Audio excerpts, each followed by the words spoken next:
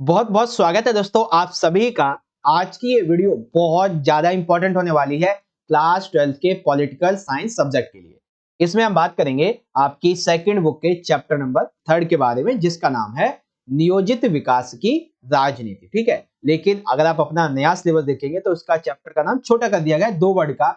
अब इसका नाम है केवल नियोजित विकास। ओके बच्चों, तो आपके इस चैप्टर से संबंधित पॉलिटिकल साइंस के हर एक एग्जाम के लिए, आपका कोई भी पॉलिटिकल साइंस का एग्जाम हो, कोई भी, चाहे मिड टर्म हो, प्री बोर्ड हो या फिर बोर्ड का एग्जाम हो, हर एक एग्जाम के लिए इस चैप्टर से जितने भी मोस्ट इंपॉर्टेंट क्वेश्चन आंसर निकल सकते हैं उनको हम डिस्कस करेंगे। और ये वो प्रश्न होने वाले बच्चों जो इस चैप्टर से हर बार पेपर में पूछे जाते हैं, यानी कि इस नियोजित विकास के चैप्टर से वे क्वेश्चन जो मोस्टली बोर्ड के एग्जाम्स में रिपीटेड क्वेश्चन है, जो ज्यादातर पूछे गए हैं। ठीक है, उनको हम यहाँ पे समझने वाले बहुत ही अच्छे तरीके से। सारे क्वेश्चन आपको एकदम इजी से इजी वे में समझा दिए जाएंगे। बस आपने करना क्या है, आपने आज का जो हमारा ये एपिसोड है, ये जो वीडियो है, जो सेशन है, इसे कंप्लीटली एंड तक देखना है। ठीक है, और एंड तक देखना है वो तो अलग बात है, साथ में आपको फोकस होकर देखना है। ठीक है, और जब आप ये पूरा देख लोगे ना तो आप पाओगे कि हाँ भाई, वाकई में जैसा सर ने स्टार्टिंग में बोला था कि अच्छी तैयारी हो जाएगी, वाकई में अच्छी तैयारी हो गई है। बस कंडीशन क्या है, वीडियो को पूरा देखना है। ठीक है भाई, अच्छे तरीके से। ओके, सभी क्वेश्चन आपको हिंदी में समझा दूंगा और जो इंग्लिश मीडियम के बच्चे रहेंगे इनके लिए आंसर यहाँ पे प्रोवाइड करवा दिए जाएंगे। ओके बच्चों, चलिए शुरुआत करेंगे। सबसे पहला जो क्वेश्चन है वो आपके एक नए टॉपिक के संबंध में, वो मैं आपको पहले बता देता हूँ। ये क्वेश्चन जो है वो आपसे यदि पूछा जाएगा तो 4 मार्क्स में आएगा आपका। ठीक है, प्रश्न आएगा, आप सबसे पहले नीति आयोग की संरचनात्मक वर्णन करते हुए इसके उद्देश्य लिखिए। यानी कि आपको बताना है नीति आयोग की जो संरचना है वो कैसी है और नीति आयोग के उद्देश्य क्या होते हैं। ठीक है, अब आप कहोगे कि सर जी आपने जो है पहले योजना एक तो बताया ही नहीं, पहले नीति पे आ गए। देखो, योजना आयोग का जो क्वेश्चन है ना वो 2 मार्क्स का बनेगा, तो वो मैं आपको बीच में समझा दूंगा। पहले हम जो ज्यादा इंपॉर्टेंट है उसकी बात कर लेते हैं। ठीक है, चलिए देखिए, जैसा कि आप सभी को पता है नीति आयोग जो है, सबसे पहले आपको इसकी फुल फॉर्म पता होनी चाहिए। इंग्लिश में देखेंगे तो फुल फॉर्म होती है national institution for transforming India. ठीक है, अगर आपको ये देखना है हिंदी में तो इसका मतलब होता है राष्ट्रीय भारत परिवर्तन संस्थान। तो याद रखो बच्चों, पेपर में जब आपसे एमसीक्यू जो है ना, एमसीक्यू से पूछा जाएगा तो आपसे हिंदी में फुल फॉर्म आ सकती है और इंग्लिश, दोनों में से किसी में भी आ सकती है। ठीक है, तो इस बात का जरूर ध्यान रखें। तो क्या है नीति की फुल फॉर्म भाई? National institution for transforming India, English में राष्ट्रीय भारत परिवर्तन संस्थान। ओके, योजना आयोग जो था बेसिकली, जब ये 14 अगस्त 2014 को, ठीक है ना, 14 अगस्त 2014 को जब योजना आयोग खत्म हो जाता है, ठीक है, वो भंग हो जाता है, तब जाके 1 जनवरी 2015 को इसकी स्थापना होती है पूर्ण रूप से। ठीक है ना, अब बारी आती है इसके अध्यक्ष की। तो अध्यक्ष होते हैं इसके प्रधानमंत्री, जो कि वर्तमान में कौन है? नरेंद्र मोदी जी हैं। अब इसके उपाध्यक्ष भी होते हैं 2 से 3। ठीक है, तो उपाध्यक्ष जो है वो किसके द्वारा नियुक्त किए जाते हैं भाई? जो हमारे प्रधानमंत्री जी होते हैं इनके द्वारा। ठीक है, अगर आपसे पूछा जाए कि भाई नीति आयोग के जो प्रथम उपाध्यक्ष थे वो कौन थे, तो उनका नाम था भाई अरविंद पनगड़िया। और पूछा जाए वर्तमान में कौन है, तो याद रखेंगे राजीव कुमार। ओके भाई, और आपसे पूछा जा सकता है नीति आयोग का सीईओ कौन है, तो याद रखेंगे वर्तमान में कौन है? परमेश्वरन अय्यर। कौन है? परमेश्वरन अय्यर है। ठीक है, आप अपने जो ईयर है उसके हिसाब से चेक करना, ये 2022 और 23 के अकॉर्डिंग है। ओके, तो ये उसकी संरचना है। क्या है संरचना? कुछ ज्यादा तो है नहीं, इसका फुल फॉर्म बता दिया, स्थापना का हुई, अध्यक्ष उपाध्यक्ष, बस ये बता दिया, हो गई संरचना। 2 मार्क्स आपके ये कंप्लीट हो गए। अब 2 मार्क्स में आपको इसके उद्देश्य लिख देने। ठीक है, उद्देश्य क्या क्या हो सकते हैं भाई इसके नीति आयोग के? पहला उद्देश्य आपके सामने है कि देश की विकास नीतियों के क्रियान्वयन क्रियान्वयन कर तेज करना, यानी कि देश का विकास तेज करना। ठीक है, अब देश के विकास के लिए जो नीतियां बनाई गई हैं, ठीक है, उनको तेजी से इंप्लीमेंट करना और देश की डेवलपमेंट जो रफ्तार है उसको और तेज करना, ये पहला उद्देश्य है। दूसरा, केंद्र तथा राज्य के समन्वय को बढ़ावा देना। देखो, नीति आयोग जो है ना वो एक तरीके से हम ये कह सकते हैं एक सेंट्रल गवर्नमेंट के बीच में और स्टेट गवर्नमेंट के बीच में एक अच्छा सा सेतु का कार्य करता है। ठीक है ना, ये बात आ जाती है। तीसरा ये है कि केंद्रीकृत नीति की जगह क्षेत्रीय नीति को बढ़ावा देती है। नीति आयोग जो है, आपने देखा था कि वो जो योजना आयोग था ये केंद्रीकृत नीति को ज्यादा बढ़ावा देती थी। ठीक है, लेकिन जो नीति आयोग है इसने क्षेत्र, यानी कि हर एक क्षेत्र को क्षेत्र के अनुसार कैसे विकसित किया जाए, क्या योजनाएं लाई जाए, ये उसको बढ़ावा देती है, किसी एक केंद्र की बात नहीं करती। ठीक है, चौथा ये है कि जो नीति आयोग है ये भारत में ग्राम स्तर पर भी योजना बनाती है, यानी कि एक बड़े क्षेत्र को तो ले ही लेती है योजना बनाने के लिए, साथ में एक छोटे से छोटे गांव के लेवल पर भी योजना बनाती है और फिर कार्यान्वित करती है ताकि उनका विकास हो सके। ठीक है, पांचवा, कि देश के विकास के लिए राज्यों की भागीदारी को बढ़ाती है, राज्यों को ये सुनिश्चित करवाती है कि भाई आपको जो है वो अपने राज्य का विकास कैसे करना चाहिए, हमने ये नीतियां सोची हैं, कुछ फंड वगैरह चाहिए और आप जो है वो इस तरीके से ये करो तो आपके राज्य का विकास होगा, गांव का विकास होगा। तो वही ये नीतियां बना देती है और राज्य जो वो इम्प्लीमेंट कर देता है और देश का विकास हो जाता है, सिंपल सा। ठीक है भाई, आगे समझिए आप सभी को नीति आयोग की संरचना और इसके उद्देश्य। ओके, अब जो बच्चे इंग्लिश मीडियम के यहाँ से देख सकते हैं कि describe the structure of NITI Aayog and right it's objective. तो पहले आप यहाँ पे पॉइंट देख लीजिए जो यहाँ पे लिखा हुआ है, ठीक है ना। इसका फुल फॉर्म क्या है, कब बना था, चेयरमैन कौन है, वाइस प्रेसिडेंट एंड सीईओ कौन है। Okay, and third is that की ऑब्जेक्टिव्स ऑफ नीति आयोग क्या है। ठीक है, नीति आयोग के ऑब्जेक्टिव्स क्या है वो आप यहाँ पे देख सकते हैं। ओके, ये पॉइंट है। चलिए next question is one of the most important question है। ये प्रश्न आपसे आप पिछले 10 ईयर उठा के देख लीजिएगा, कम से कम 5 से 6 बार आया हुआ है और वो भी 6 मार्क्स में आया हुआ है हर बार। ठीक है, आइए ध्यान से समझेंगे। प्रश्न है हरित क्रांति क्या थी, हरित क्रांति की विशेषताएं तथा परिणाम लिखिए। ठीक है, तो देखो हरित क्रांति क्या थी, 1 नंबर का ये बात है। ठीक है, विशेषताएं क्या थी, 2 नंबर में इसकी विशेषताएं आ जाती हैं, सॉरी 1 नंबर में इसकी विशेषताएं ये 1 2, बाकी जो परिणाम है वो इसके 4 मार्क्स में। ठीक है, आइए एक एक करके समझेंगे हर एक पार्ट को। सबसे पहले बात आती है कि हरित क्रांति थी क्या आखिरकार। तो जैसा कि आप सभी को पता है कि 1960 के दशक में जब भारत में अकाल पड़ा था, तो अकाल के बाद में अकाल में बेसिकली खाना वगैरह था नहीं। ठीक है, और देशों से विदेशों से अनाज मांगना पड़ता था, मंगवाना पड़ता था, अर्थव्यवस्था खराब हो रही थी। तो ऐसे में 1966 एंड 67 में भारत सरकार के द्वारा खाद्यान्न के क्षेत्र में, अनाज के क्षेत्र में, खाने के क्षेत्र में आत्मनिर्भर बनने के लिए और कृषि क्षेत्र के उत्पादन को बढ़ावा देने के लिए एक कार्यक्रम चलाया गया था, उसको हरित क्रांति कहते हैं। ठीक है, इस हरित क्रांति की बहुत सी विशेषताएं थी। सबसे पहले ये कि ये जो हरित क्रांति थी इसमें ऐसे इलाकों को चुना गया विकसित करने के लिए, संसाधन लगाने के लिए, बेसिकली इन्वेस्टमेंट करने के लिए, जहां पे संसाधन पहले ही ऑलरेडी मौजूद थे और किसान थोड़े पहले से ही समृद्ध यानी कि अमीर थे। ठीक है ना, तो ऐसे स्थानों को देखा गया कि भाई ये जो किसान है ना, ये जो किसान है ये पहले से सक्षम है, तो ये कम समय में अत्यधिक उत्पादन कर पाएंगे और विकास जो है वो किसी का जल्दी होगा तो अकाल खत्म हो जाएगा। इसीलिए हरित क्रांति में क्या किया गया था, ऐसे क्षेत्रों को चुना गया जहां पे संसाधन पहले से ही मौजूद हो, सिंचाई व्यवस्था पहले से मौजूद हो, किसान अमीर हो, उन चीजों को देखा गया। फिर यहाँ पे सरकार ने क्या किया, ऐसे जो किसान थे भाई बेसिकली 3 राज्य मिले इनको। ठीक है, पंजाब, हरियाणा और पश्चिमी उत्तर प्रदेश, 3 इनको राज्य मिले। तो ऐसे में इन्होंने क्या किया, ये जो बड़े बड़े किसान थे इनको उच्च गुणवत्ता वाले बीज दिए। ठीक है ना, उच्च गुणवत्ता वाले बीज दिए, अच्छा उर्वरक यानी कि खाद दिए, ठीक है, कीटनाशक दिए और बेहतर सिंचाई सुविधा भी प्रदान करवाई। ठीक है ना, कि भाई हम तो आपको सुविधाएं दे रहे हैं, आपको बस क्या करना है, आपको खेती करनी है और उत्पादन को बढ़ावा देना है ताकि अकाल खत्म हो जाए।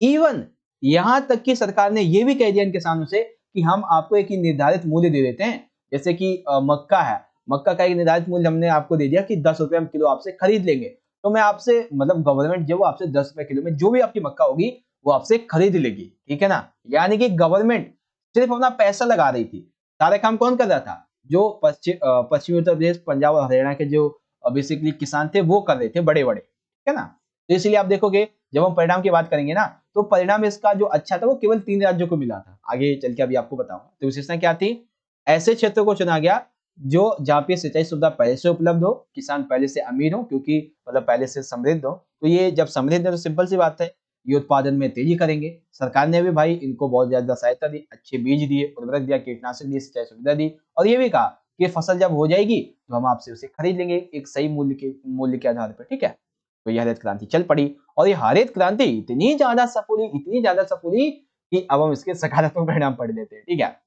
तो सबसे पहले सफलता ये हुई कि भारत जो था, भारत में जो खाद्यान्न की फसलें थी ये अधिक उत्पादन होने लगी। यानी कि खाद्यान्न यानी कि भारत में खाने की, जैसे कि गेहूं, मक्का, दाल, ज्वार, बाजरा, ऐसी जो फसलें थी वो तेजी से उत्पादित होने लगी।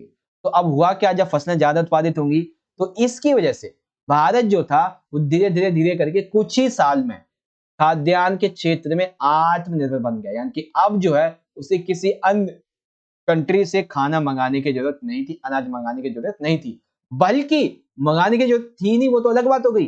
अब जिस जैसे ये खाना मंगाता था ना, अनाज मंगाता था, अब वहां पे ये भेजने भी लगा। यानी कि पहले जहां खाने का आयातक था अब वहीं ये निर्यातक बन गया। ठीक है, तीसरा हो गया आपका ये वाला पार्ट।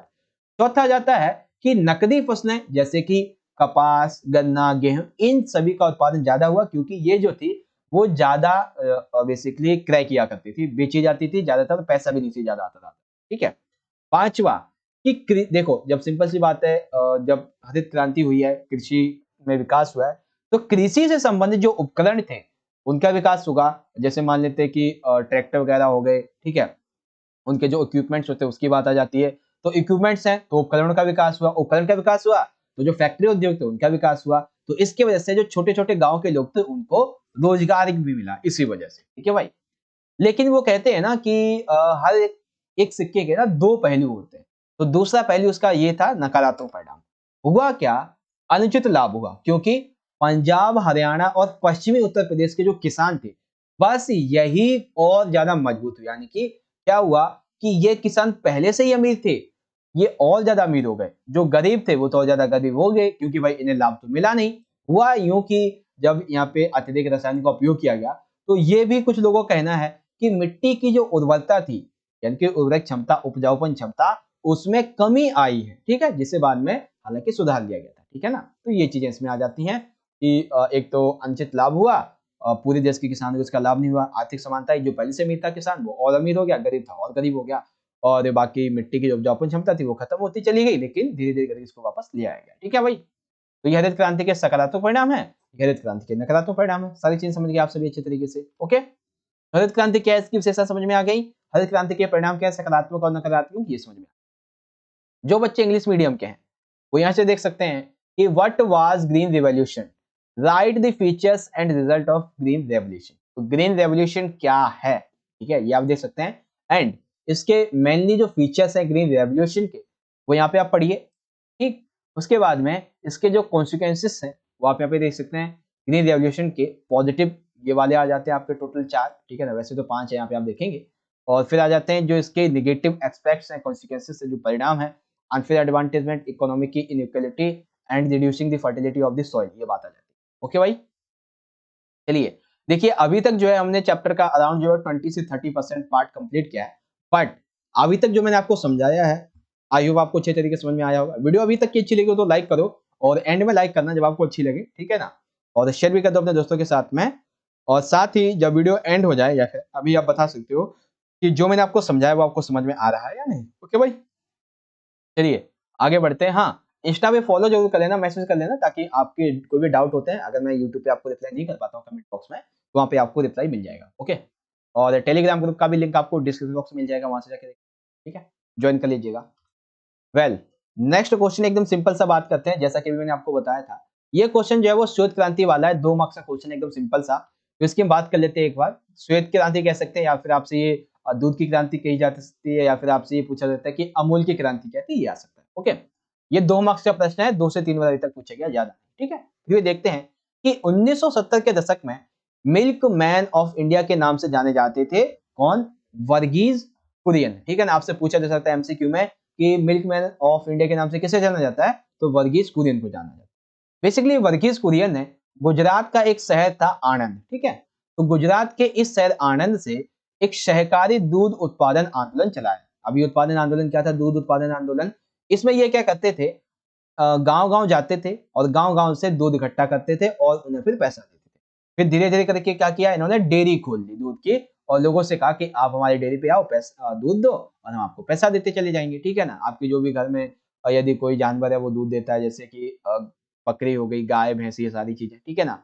तो दूध के उत्पादन को उन्होंने देखा कि भाई इसमें पैसा तो बहुत है और ये लोगों की बहुत ज्यादा जरूरत भी है, तो हमें इसे केंद्रीय स्तर पे ले जाना चाहिए। तो भाई वर्गीज कुरियन ने क्या किया, दूध के उत्पादन को केंद्रीय स्तर पे फैलाव करने के लिए 1970 में एक ऑपरेशन चलाया, ऑपरेशन फ्लड। ठीक है, तो एक क्वेश्चन आपसे ये पूछा जा सकता है कि ऑपरेशन फ्लड क्या है, ये भी आ सकता है। ठीक है ना, तो दूध के उत्पादन को गांव से केंद्रीय स्तर तक फैलाने के लिए, ठीक है, ये ऑपरेशन फ्लड चलाएगा, जिसमें तकरीबन 25 लाख दूध उत्पादक शामिल हैं। यदि आज हमारे तक जहां में यदि आज दिल्ली के या फिर चंडीगढ़, हरियाणा, पंजाब, किसी भी राज्य में किसी छोटे से गांव में भी है ना, अगर हमें दूध मिल पा रहा है डेयरी से, तो वो केवल संभव हुआ है इस बंदे की वजह से, जिसका नाम है वर्गीज कुरियन। ठीक है ना, तो ये बात यहाँ पे आ जाती है। ओके भाई, जो बच्चे इंग्लिश मीडियम के हैं वो यहाँ से पढ़ सकते हैं डिस्क्राइब दी व्हाइट रेवोल्यूशन, या फिर जो मिल्क रेवोल्यूशन है इसकी बात आती है। ठीक है, ये आप पार्ट यहाँ पे पढ़ो और इजीली आप समझ जाओ। ये 2 मार्क्स का क्वेश्चन है, ज्यादा बड़ा नहीं है, ठीक है।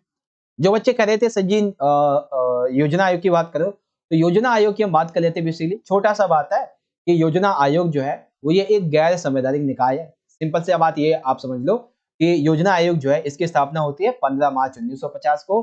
भंग कब होता है? चलिए पहले आप यही समझ लीजिए, स्थापना होती है 15 मार्च 1950 को। इसके जो स्थापित अध्यक्ष थे आप सभी को पता है कौन थे? जवाहरलाल नेहरू थे। ओके, अध्यक्ष कौन होता है? प्रधानमंत्री। तो उस समय कौन थे? जवाहरलाल नेहरू। हाँ, याद रखिए योजना जो है ना, योजना आयोग, इसके कार्य ही आपसे अलग से 2 मार्क्स में पूछे जा सकते हैं, ठीक है। तो पहला कार्य क्या है योजना आयोग का? पहला कार्य है यह पंचवर्षीय योजनाएं बनाता है, ठीक। दूसरा कार्य है कि विभिन्न राज्यों और मंत्रालयों को वित्त का आवंटन करता है, ठीक है। 2 मार्क्स का आएगा, 2 आपके हो गए, ठीक। अगला है कि 13 अगस्त या फिर 13 कह सकते हो या फिर 14 कह सकते हो, 13-14 अगस्त को 2014 को यह भंग हुआ। तत्पश्चात 1 जनवरी 2015 को नीति आयोग बन गया था, ठीक है ना भाई। समझ में आ गया आप सभी को? स्थापना कब होती है, अध्यक्ष, कार्य और भंग, और नीति आयोग कब बनता है। ओके वेल, जो बच्चे इंग्लिश मीडियम के वो यहां से पढ़ सकते हैं। डिस्क्राइब दी प्लानिंग कमीशन। तो प्लानिंग कमीशन क्या है, सारे पॉइंट आप यहाँ पे देख सकते हैं, ठीक है। ये आप यहाँ से पढ़ लीजिए अच्छे तरीके से। वेल, अब जो हमारा प्रश्न है बच्चों, ये प्रश्न एक तरीके से 4 मार्क्स का काफी कॉम्प्लिकेटेड प्रश्न है, लेकिन आपको मैं ध्यान से समझाऊंगा तो समझ लेना अच्छे तरीके से। प्रश्न है हमारा कि भारत में आजादी के बाद किस किस तरह की विकास की अवधारणा रही है, कि जब भारत आजाद हो जाता है तो विकास कैसे किया जाएगा, इसको लेकर जो अवधारणाएं प्रस्तुत की गई, जो बातें रखी गई, जो विचार सामने आए, वो क्या थे, वो हमें समझा। क्या, आइए देखते हैं। चलिए देखते हैं आंसर कैसे लिखेंगे।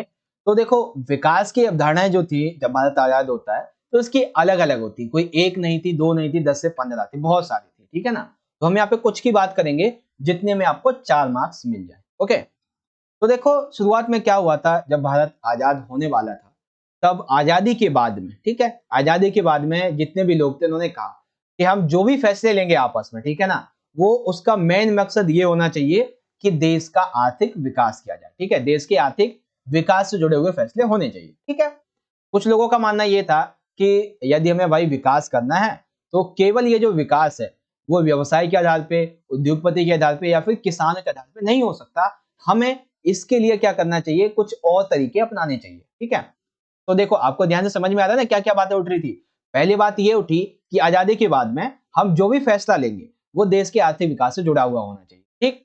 और दूसरा ये कहा गया कि भाई विकास यदि हमें प्राप्त करना है अपने देश के लिए तो ये केवल व्यापार के आधार पे, उद्योग के आधार पे या फिर किसान के आधार पे नहीं हो सकता है, ठीक है। इसमें यह कहा यदि हमें अपने देश का विकास करना है तो हमें अपने देश के विकास का जो मॉडल है उसमें पश्चिम होना पड़ेगा, अर्थात हमें आधुनिकीकरण के जो तत्व हैं वो हमें अपनाने पड़ेंगे, ठीक है।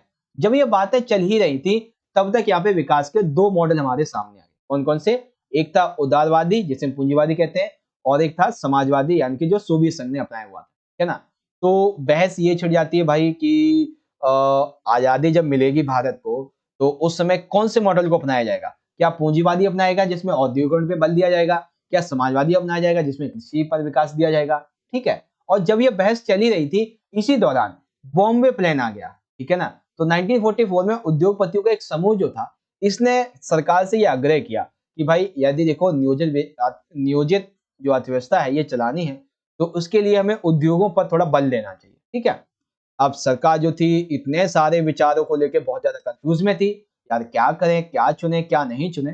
तो इसी को देखते हुए सरकार ने औद्योगिक मामले में, ठीक है, आर्थिक निवेश के मामले में अपने बड़े कदम उठाए और इसी के साथ उसने एक आयोग बनाया, योजना आयोग, ठीक है। तो योजना आयोग ने मेन काम क्या किया, आप सभी को पता है क्या किया था, जो पंचवर्षीय योजना थी वो बनाई थी। तो इसी के तहत पहले उसने कृषि की बात की, ठीक है, फिर जो है उद्योग, दूसरी पंचवर्षीय योजना उद्योग की बात की, लेकिन हालांकि आगे अभी हम देखेंगे इसकी, बस याद रखना है कि पंचवर्षीय योजना जब इसने बनाई योजना आयोग ने तो ये साफ हो गया कि विकास यदि करना है तो हमें उद्योग को भी साथ में लेके चलना पड़ेगा और हमें कृषि को भी साथ में लेके चलना पड़ेगा, जब योजना आयोग ने ये पंचवर्षीय योजना बनाई थी, ठीक है ना। तो विकास को लेकर बहुत सी अवधारणाएं फैल रही थी कि भाई विकास हो भी पाएगा या नहीं हो पाएगा, या फिर भारत टूट जाएगा, ठीक है ना, ये सारी बातें इसमें आ जाती है। आगे जो बच्चे इंग्लिश मीडियम के यहां से देख सकते हैं कि what kind of development concept was there in India after independence, ठीक है। तो concepts of developments, different people have different concept. क्या है भाई, आप इन पॉइंट्स को इजीली रीड आउट कर लो, ठीक है ना। मैं आपको समझा तो चुका ही हूं, बाकी आप पढ़ लो यहाँ से। ओके, नाउ क्वेश्चन नंबर 6 एकदम इसी से जुड़ा हुआ है पंचवर्षीय योजनाओं के बारे में। पहला क्वेश्चन है हमारा ये पंचवर्षीय योजनाओं के बारे में कि प्रथम पंचवर्षीय योजना का वर्णन कीजिए तथा इस दौरान किस प्रकार के भूमि सुधार कानून लागू किए गए थे। देखिए ध्यान से समझिएगा, दो क्वेश्चन है। एक ये है कि प्रथम पंचवर्षीय योजना का वर्णन करो, 4 मार्क्स में, ठीक है। 2 मार्क्स में ये आ जाएगा कि ये भूमि सुधार जो कानून लागू किए गए थे इस दौरान वो कौन थे, या फिर दोनों को मिला के 6 मार्क्स में आपसे पूछा जा सकता है। याद रखें इस बात, ठीक है। प्रथम पंचवर्षीय योजना की अगर हम बात करें तो इसका काल जो है, जो समय है, जो पीरियड है वो रहता है 1951 से 1956 तक, ठीक है। अब बारी आती है इसके समझने की। तो प्रथम पंचवर्षीय योजना में देखो, इसका जो खाका था वो एक युवा अर्थशास्त्री थे जिनका नाम था के.एन. राज, इनके द्वारा तैयार किया गया, ठीक है। प्रथम पंचवर्षीय योजना में यह कहा गया कि शुरुआती जो साल रहेंगे इसकी 1 से 2 साल, उसमें हम विकास की अपनी जो गति है वो थोड़ी धीमी रखेंगे, ठीक है। और विकास की गति को धीमा रखेंगे, लेकिन हम कृषि जो है उसे बहुत तेजी से विकास करेंगे, ठीक है। इस दौरान आपकी किताब में तो ये बजट नहीं दिया हुआ है, लेकिन विकिपीडिया पे दिया हुआ है कि प्रथम पंचवर्षीय योजना का जो बजट था वो तकरीबन 2300 करोड़ यानी कि तकरीबन 2300 करोड़ रखा गया था, ठीक है। इस प्रथम पंचवर्षीय योजना के दौरान सिंचाई की व्यवस्था करने के लिए भाखड़ा नांगल जैसे बांधों का निर्माण भी किया गया था। अब इस भाखड़ा नांगल बांध के निर्माण के संबंध में एक पॉइंट आप सभी को मुझे, चलिए मैं आपको बता देता हूँ, कहीं आपको दिक्कत ना हो जाए, ठीक है ना। तो भांगड़ा नांगल जो बांध परियोजना थी, इसी को लेके आप सभी को अगर याद है तो भारत तथा पाकिस्तान के बीच में इसको लेके विवाद है, ठीक है। भारत तथा बांग्लादेश के बीच में लेके इसको विवाद है, तो आपको मुझे कमेंट में बताना है, ठीक है। ये जो भाखड़ा नांगल बांध बनाया गया था, ठीक है, ये जो विवाद है वो किन दो देशों के बीच में, भारत पाकिस्तान के बीच में या फिर भारत बांग्लादेश के बीच में। आपको लिखना है आंसर क्वेश्चन नंबर 6 और लिख देंगे भाखड़ा नांगल जो विवाद है वो किसके बीच में है, बांध परियोजना विवाद जो है भारत पाक या फिर भारत बांग्लादेश। बताएंगे कमेंट बॉक्स में। एक क्वेश्चन आपके लिए आज का हो गया, ठीक है। तो ये ऐसे बांध का निर्माण किया गया ताकि जो सिंचाई की व्यवस्था है वो कृषि सिंचाई की व्यवस्था वो लोगों के लिए, किसानों के लिए अच्छे से की जा सके। ओके, आगे आ जाता है कि इस दौरान कुछ भूमि के सुधार कानून लागू किए गए। सबसे पहला कानून यहाँ पे लागू किया गया जो खेतों की जमींदारी प्रथा थी इसकी समाप्ति। देखो हम सभी को पता है भारत में अंग्रेजों ने शासन कर रखा था, राजे महाराजा ने शासन किया था, तो ऐसे में जमींदारी प्रथा चली आ रही थी। तो उस प्रथा को यहाँ पे समाप्त किया गया, क्योंकि ये जो जमींदार लोग थे ये क्या करते थे, कृषि जो किसान लोग थे उनको लूटते थे, ये खुद तो कुछ नहीं करते थे, किसानों को लूटते थे एक तरीके से, ठीक है ना। तो वो समाप्त कर दिया। दूसरी आ जाती है तो चकबंदी। बेसिकली ऐसे किसान जिनके पास भूमि तो अधिक थी लेकिन वे दूर दूर टूटे हुए थे, यानी कि मान लेते एक गांव है, ठीक है, इस गांव में उसके पास टोटल मान लेते 4 बीघा जमीन है, तो 1 बीघा उसका यहाँ पे है, 1 बीघा यहाँ पे, 1 बीघा यहाँ पे, 1 बीघा यहाँ पे, ठीक है ना। तो ये जो चकबंदी है इसका मतलब ये था कि उसे इन चारों जो 4 बीघा जितना खेत है ना वो एक ही जगह पे दे दिया गया। इसी को चकबंदी बोलते हैं और इसी को बोलते हैं कि विखंडित जोतों का एकीकरण, ठीक है। विखंडित जोत यानी कि खेत जो टूटे हुए हैं जगह जगह पे, ठीक है। टूटे का मतलब ये नहीं कि धरती मतलब कि कहीं पर दरार रह गई, ऐसा नहीं, मतलब उसकी किसी की जो मालिकाना हक है वो एक जगह पे नहीं कई सारी जगह पे उसको बोलते थे, ठीक है ना। तीसरा यहाँ पे कानून ये बनाया गया कि कोई भी व्यक्ति कितनी भूमि अपने पास रख सकता है, ठीक है, यानी कि भूमि कानून बना दिए गए कि कितनी भूमि कोई व्यक्ति रख सकता है ये बता दिए गए, ठीक है। साथ ही जिस व्यक्ति के पास में ज्यादा जमीन थी तो उसने भाई तरीका निकाला कि महिलाओं के नाम पे कर दिया, अपने बेटे के नाम पे कर दिया, अपनी दादी के नाम पे, दादा के नाम पे, मतलब बहुत से कानून ऐसे बनाए गए ताकि भूमि सुधार कानून लागू किया जा सके, लेकिन उनका तोड़ भी निकाल लिया गया, ठीक है। आप ये जो बात है ना वो चैप्टर नंबर 10 में हिस्ट्री वाले में पढ़ोगे, ठीक है। वो जो वर्धमान की नीलामी वगैरह होती है ना उसकी बात यहाँ पे भी एक दो लिख सकते हैं, ठीक है ना। तो देखो आपका ना दिमाग थोड़ा सा खुला हुआ होना चाहिए, आप किसी भी सब्जेक्ट का बेसिकली इंटरलिंक कर सकते हो अगर आपको सारा टॉपिक समझ में आता है, ठीक है ना। तो पंचवर्षीय योजना समझ में आ गई आप सभी को, क्या थी पहली वाली और सुधार कानून लागू कौन से किए गए। अब बारी आती है इसे इंग्लिश में जानने की। तो प्रश्न है describe the first 5 year plan and how land reforms law were implemented during the period. तो 5 फर्स्ट ईयर प्लान क्या थे 1951 से 56, आप यहाँ पे ये समझिए, ठीक है। एंड द सेकंड कि जो लैंड रिफॉर्म्स लॉ थे वो क्या थे वो आप यहाँ पे देख सकते हैं, ठीक है। ये पॉइंट आपके यहाँ पे आ जाएंगे। ओके बच्चों। चलिए नेक्स्ट बात कर लेते हैं। अगला क्वेश्चन आ जाता है बच्चों हमारा, अरे अरे इतनी जल्दी कहाँ जा रहे हैं भाई, आजा आजा। हाँ देखो, अगला क्वेश्चन है हमारा कि दूसरी पंचवर्षीय योजना का वर्णन करो। ठीक है, तो दूसरी पंचवर्षीय योजना सिंपल सी बात है कि भाई 1956 से 1961 तक ही होगी, सिंपल है ये तो, है ना। अब बारी आती है कि इस पंचवर्षीय योजना की क्या विशेषता है। तो पहली तो ये कि इसका जो खाका था, यानी कि इसका जो स्ट्रक्चर था, इसका जो ब्लूप्रिंट था, वो किसने तैयार किया था? पीसी महालनोबिस ने। भाई पीसी महालनोबिस, ये कंप्यूटर वाला पीसी नहीं है, ये पीसी महालनोबिस नाम है उनका बेसिकली, ठीक है ना। यहाँ पे ये बिंदु डाल देता हूँ ताकि आपको पता चल जाए कि फुल फॉर्म भी इसका अलग से। चलिए पीसी महालनोबिस आपको समझ में आया। दूसरा ये कि इसमें ना भारी मात्रा में उद्योगों के विकास पे बल दिया गया, उद्योगों के विकास पे बल दिया गया था। लेकिन पहली वाली में कौन सा था? कृषि था, दूसरी में उद्योग, ठीक है ना। घरेलू उद्योगों के संरक्षण के लिए आयात पर भारी शुल्क लगा दिया गया, यानी कि क्या किया गया कि घरेलू उद्योग, जो छोटे छोटे उद्योग हैं, इनको संरक्षण दिया जा सके, इनकी रक्षा की जा सके, इसीलिए दूसरी विदेशी कंपनी भारत में आके व्यापार करे तो उसकी जो वस्तु है उस पर बहुत ही ज्यादा शुल्क लगा दिया गया, टैक्स लगा दिया गया, ताकि देश की वस्तु बनेगी, देश में जो है वो कंज्यूम करेंगे, दूसरे देश की वस्तु हम लेंगे ही नहीं, ताकि जो घरेलू उद्योग है उनको सुरक्षा दी जा सके। ठीक है, बिजली के लिए, रेलवे के लिए, इस्पात के लिए, मशीनी संयंत्र, ऐसे जो उद्योग थे वो सार्वजनिक क्षेत्र के रूप में विकसित किए गए ताकि लोगों को रोजगार मिल सके। ठीक है ना। राउरकेला, भिलाई, बोकारो, ऐसे बहुत से इस्पात स्टील संयंत्र थे जो सोवियत संघ की मदद से भारत में लगाए गए। ठीक है, अब कुछ ना यहाँ पे एक विवाद हो गया। कैसा विवाद हो गया? दूसरी पंचवर्षीय को लेके कि इसमें ना उद्योग तथा कृषि के क्षेत्र में संतुलन बनाए रखना चाहिए था। ठीक है, दूसरी पंचवर्षीय योजना में, क्योंकि पहले तो आपने कृषि पे बल दिया, दूसरे में उद्योग पे दे रहे हैं। भाई आपको जब दूसरे में उद्योग पे बल दे रहे हो तो कम से कम कुछ तो कृषि पे करो, किसी को शून्य बना दिया इन्होंने एक तरीके से। इसीलिए जब कृषि क्षेत्र पे ज्यादा ध्यान नहीं देगा द्वितीय पंचवर्षीय योजना में, तो आपने देखा होगा कि 1960 के दशक में यहाँ पे अकाल पड़ जाता है। आगे जाके सबसे आखिरी क्वेश्चन आएगा, उस क्वेश्चन को मैं आपको समझाऊंगा कि अकाल बिहार में पड़ता है, सीज जोनिंग क्या होती थी, सारी चीजें अभी आपको आगे समझेंगे। ठीक है ना। दूसरी पंचवर्षीय योजना ये थी और विवाद क्या था वो आप समझ गए। चलिए जो बच्चे इंग्लिश मीडियम के यहाँ से पढ़ सकते हैं कि describe the second 5 year plan. तो सेकंड 5 ईयर प्लान कब से होता है? 1956 से 61, है ना।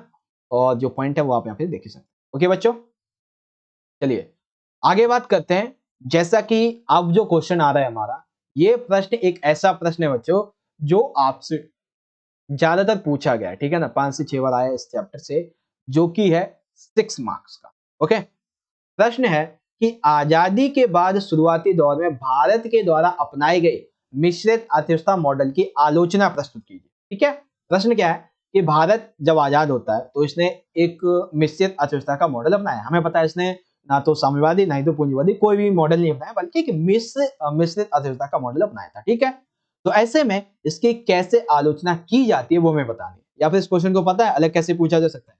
ध्यान से मुझे सुनना कि आजादी के बाद अपनाए गए मिश्रित अर्थव्यवस्था के मॉडल के पक्षों का समालोचनात्मक वर्णन कीजिए एक तरीके से। ठीक है ना, तो यानी कि आलोचना पूछी जा सकती है, समालोचनात्मक वर्णन पूछा जा सकता है, दोनों एक ही है। ठीक है, कई बच्चे होते हैं ना जिनको ये बोल दिया जाए कि भाई समालोचनात्मक बताइए तो वो कंफ्यूज हो जाते हैं। आई समालोचनात्मक आ गया, अरे दादा ई का आ गया, अब कैसे लिखेंगे? तो मतलब एक ही है, उसके बाद में आपको पक्ष विपक्ष लिखना होगा। ठीक है, आइए बात करेंगे।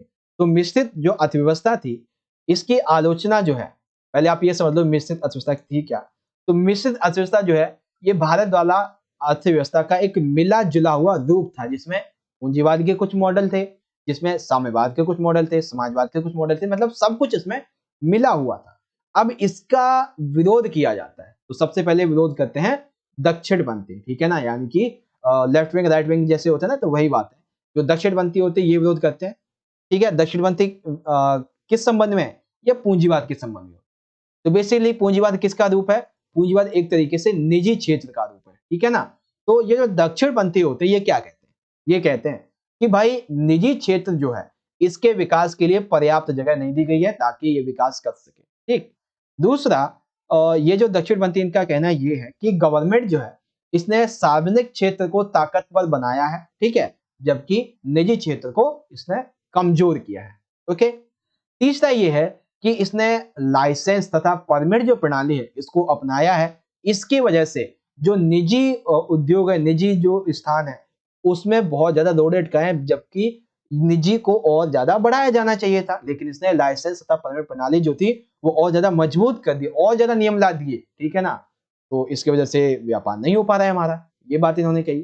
चौथा ये बात कही इन्होंने कि ऐसी चीजों के आयात पे बाधा उत्पन्न की जिन्हें घरेलू बाजार में बनाया जा सकता है, यानी कि बेसिकली ऐसी चीजें जो भारत में ही बन सकती हैं, ठीक है, उन पर आयात के लिए बाधा उत्पन्न कर दी, ठीक है ना, क्योंकि भाई जब घर हम अपने देश में ही बना सकते हैं तो किसी देश से क्यों मंगाएंगे। लेकिन निजी ये जो दक्षिणपंथी कहते हैं भाई हम यहाँ पे बनाते हैं, चलो ठीक है, लेकिन वहां से भी आ जाता तो और अच्छी बात थी।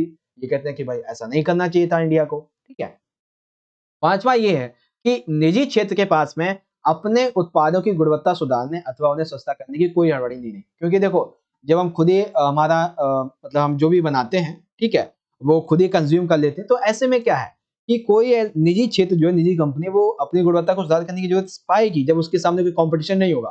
मान लेते हैं कि एक गांव है, ठीक है, इस गांव में केवल एक ही कंपनी है और वो कंपनी उसके बाद में दूर दूर तक 2-4 गांव तक कंपनी कोई भी नहीं है, तो सिंपल सी बात है इसके लिए कोई कंपटीशन है ही नहीं। अब वो जैसी भी वस्तु बनाए, ठीक है, लोग उससे जरूर खरीदेंगे ही खरीदेंगे, ठीक है ना। तो सिंपल सी बात है, हुआ भी यही कि जब उद्योग ज्यादा नहीं थे तो ये अपनी गुणवत्ता में सुधार क्यों करेंगे, ठीक है, क्यों इसको सस्ता करेंगे, तो यही बात आई, ठीक है। छठा ये है कि ये जो दक्षिणपंथी इनका मानना ये है कि सरकार ने जरूरत से ज्यादा अपने हाथों में चीजें ले रखी है, जिसकी वजह से सरकार में भ्रष्टाचार बढ़ता ही जा रहा है। अब सरकार को कुछ बातों को निजी हाथों में सौंप देना चाहिए, ठीक है ना। तो ये बात कौन करता है, ये बात करते हैं दक्षिणपंथी, जो कि पूंजीवाद के समर्थक होते हैं। ओके, नेक्स्ट बात करते हैं। अब बारी आती है आलोचना वामपंथियों की, ठीक है। दूसरी वामपंथी कौन है बच्चों, ये समाजवाद के समर्थक होते हैं, ठीक है ना। तो बेसिकली ये कहते हैं कि सरकार को समाजवाद के लिए जितना करना चाहिए था उतना नहीं किया। देखो निजी के लिए वही बात है और समाजवाद के लिए भी वही बात है कि जितना करना चाहिए था उतना नहीं किया, ठीक है।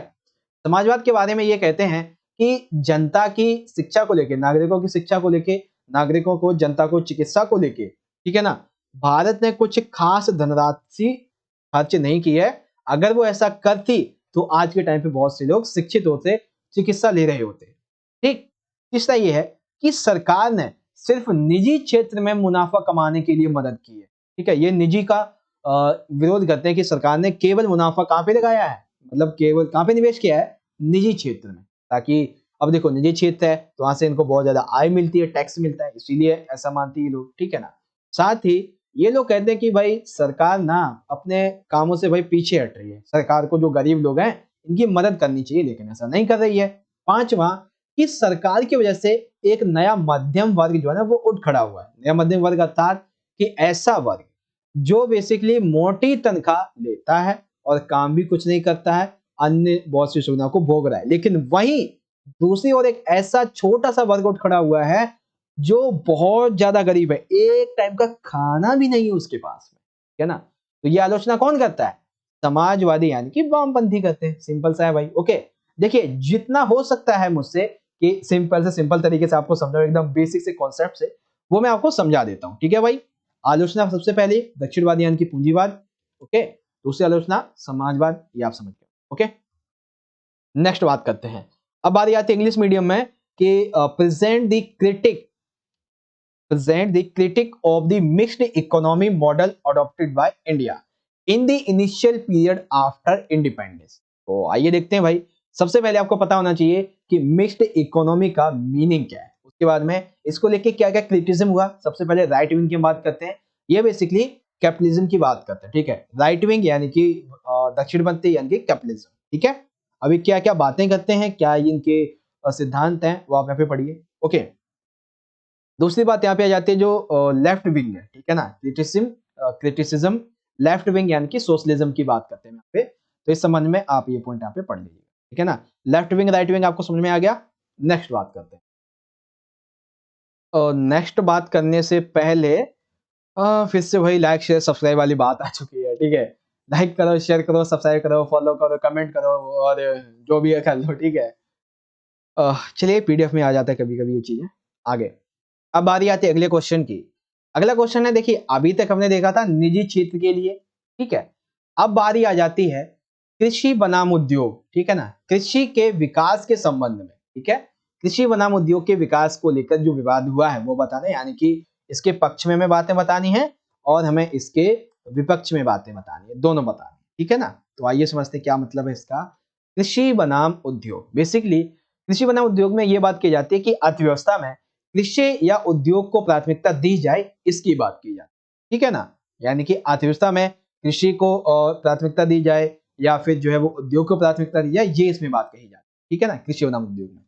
तो पहले हम बात करते हैं वे लोग जो ये कहते हैं कि अर्थव्यवस्था में कृषि को उद्योग, कृषि उद्योग जो इससे बढ़ावा दिया जाना चाहिए, ठीक है ना।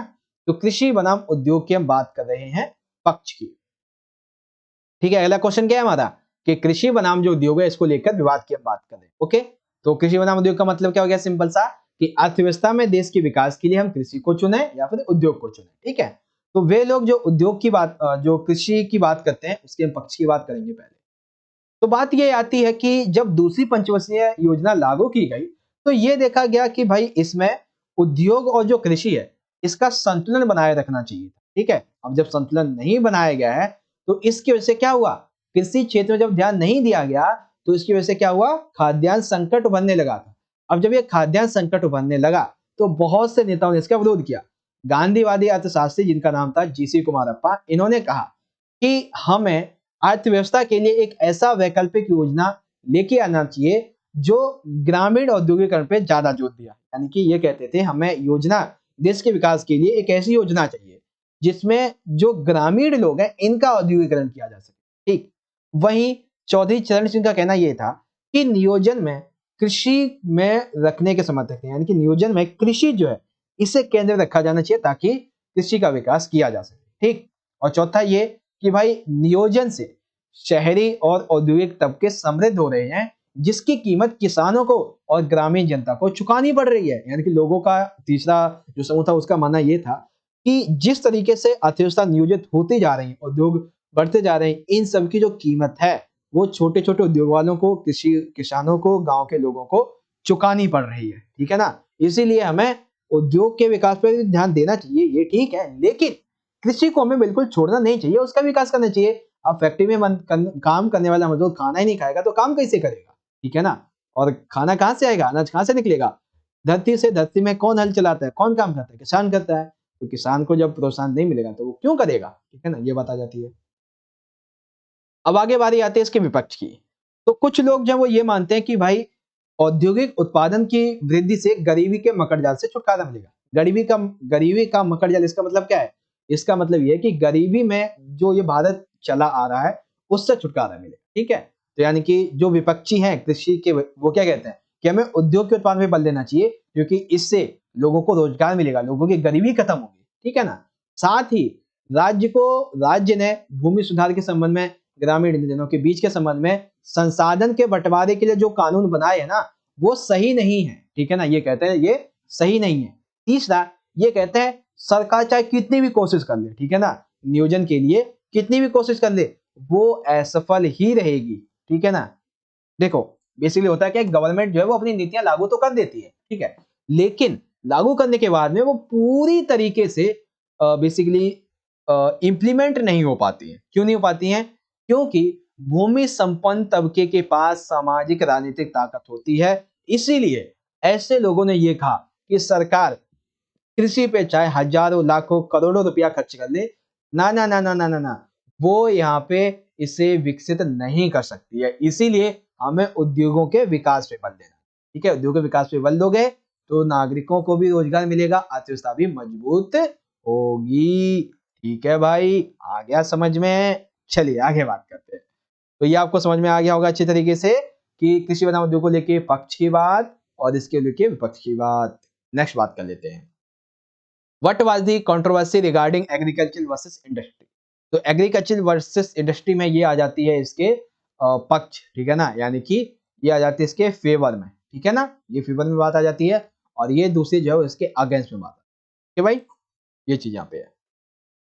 सबसे आखिरी क्वेश्चन है जो कि आपसे है 2 से 3 बार में पूछा जा चुका है। ये प्रश्न बेसिकली 4 मार्क्स में आता है आपसे, ठीक है, कि 1960 के दशक में भारत में पड़े अकाल का वर्णन करो, ठीक है। प्रश्न नंबर 10 कि 1960 के दशक में जो अकाल पड़ा था वो बताना है। इसी अकाल की वजह से हरित जो क्रांति थी वो यहाँ पे लाई गई, ठीक है ना। तो क्वेश्चन आपसे ऐसे पूछा जा सकता है कि हरित क्रांति लाने का क्या कारण था, तो कारण था भैया ये वाला, ठीक है ना, ये भी आ सकता है, ठीक है।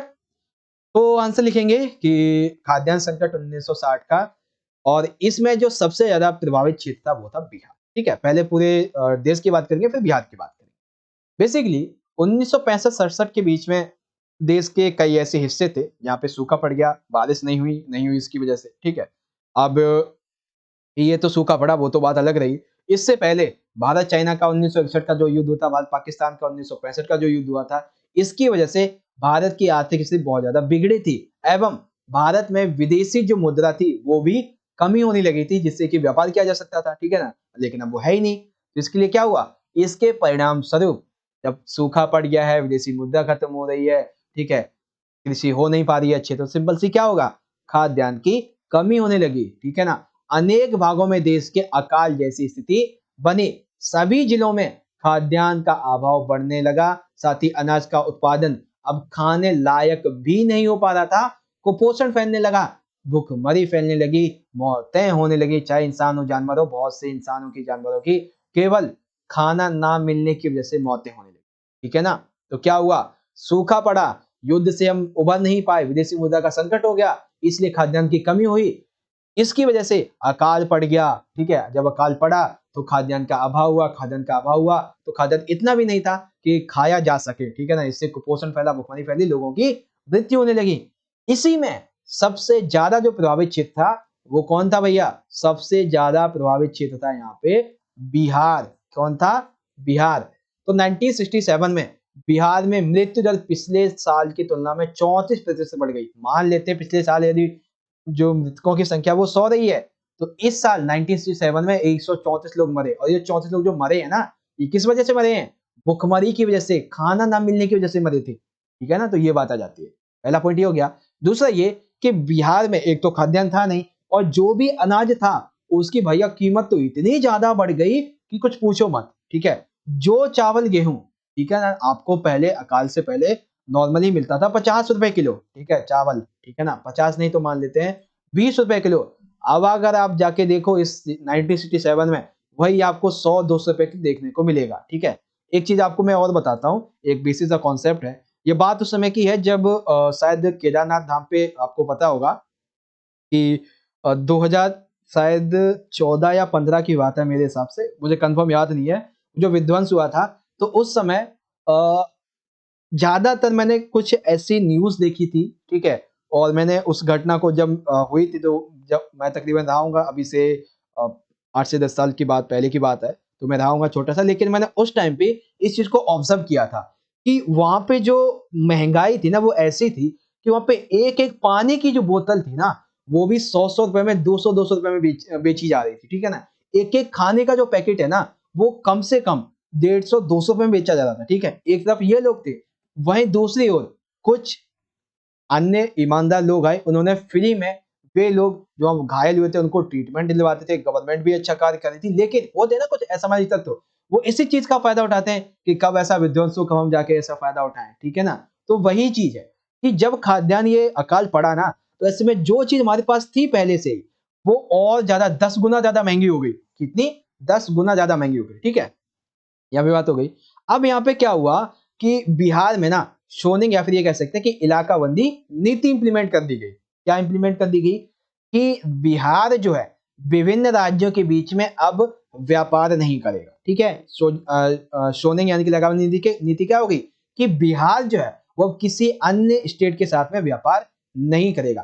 केवल और केवल सरकार को गेहूं का आयात जो है करना पड़ा इसी वजह से बिहार में, ठीक है। और विदेशी मदद मिली खास करके अमेरिका से, तो इसको विदेशी मदद भी लेनी पड़ी। अब योजनाकारों ने ये सोचा कि भाई इतना तो हो नहीं सकता कि हम कब्जा होता चला जा रहा है, और अगर हम खाद्यान्न के क्षेत्र में आत्मनिर्भर नहीं बनते हैं तो भाई बहुत ज्यादा दिक्कत हो जाएगी। तो इसीलिए खाद्यान्न के क्षेत्र में आत्मनिर्भर बनने के लिए ही 1967 में, हम सभी को पता है कौन सी क्रांति आई, हरित क्रांति आ गई, ठीक है। तो हरित क्रांति इस तरह से इंप्लीमेंट हुई, यानी कि आई, ठीक है भाई। तो अकाल कैसे पड़ा है, सारी की सारी बातें समझ में आ गई होंगी। बाकी इंग्लिश पढ़ने के बच्चे यहाँ से देख सकते हैं, describe the famine in India in the 1960, या फिर जो फूड क्राइसिस था, ठीक है ना, फेमिन का आप भूल जाओ, यहाँ पे जो फूड क्राइसिस था 1960s का वो यहाँ पे बता देना, ठीक है। तो पहले क्या था पूरे कंट्री का यहाँ पे बताएंगे, फिर जो अब हम यहाँ पे नेक्स्ट आपको स्लाइड दिखाएंगे उसमें बिहार की बात, ठीक है, बिहार में कैसे फैला था ये आप देख सकते हैं। ओके बच्चों, तो यहाँ पे आप सभी को आज का जो ये चैप्टर है वो अच्छे से कंप्लीटली समझ में आ चुका होगा। और हाँ, आप ना मुझे कमेंट बॉक्स में बता के जाना, मुझे चाहिए कमेंट भाई आपका कि जो समझाया मैंने आपको समझ में आया या नहीं आया, ठीक है ना, कमेंट चाहिए मुझे आपका, ठीक है, बताना कमेंट बॉक्स में। तो आई होप आप सभी को अच्छे से सारी चीजें समझ में आई होंगी। वीडियो यदि आपको अच्छा लगा तो जितना हो सके, एक सेकेंड हम बात ही कर लेते हैं एक बार, जितना हो सके, ठीक है ना, आपसे जितना हो सके उतना इस वीडियो को आप सभी बच्चे लाइक जरूर करें, ठीक है भाई, क्योंकि आप जितना ज्यादा लाइक करेंगे उतना ज्यादा हमारा और मोटिवेशन बढ़ता है ऐसी वीडियोस को बनाने के लिए, ठीक है। और साथ ही इस वीडियो को जितना हो सके अपने दोस्तों के साथ में शेयर कर दो, फैला दो, ताकि वो भी अपने एग्जाम की तैयारी कर सके, ओके। और जैसा कि एक क्वेश्चन मैंने आपसे पूछा था वो भी बताएंगे। और हाँ, सभी बच्चे कमेंट बॉक्स में मुझे अपना फीडबैक देके जरूर जाए कि आपको कैसा लगा वीडियो, समझ में आया नहीं, ओके। मिलते हैं नेक्स्ट वीडियो में, तब तक के लिए आप सभी पढ़ते रहिए, अपना ख्याल रखिए, धन्यवाद, जय हिंद, वंदे मातरम।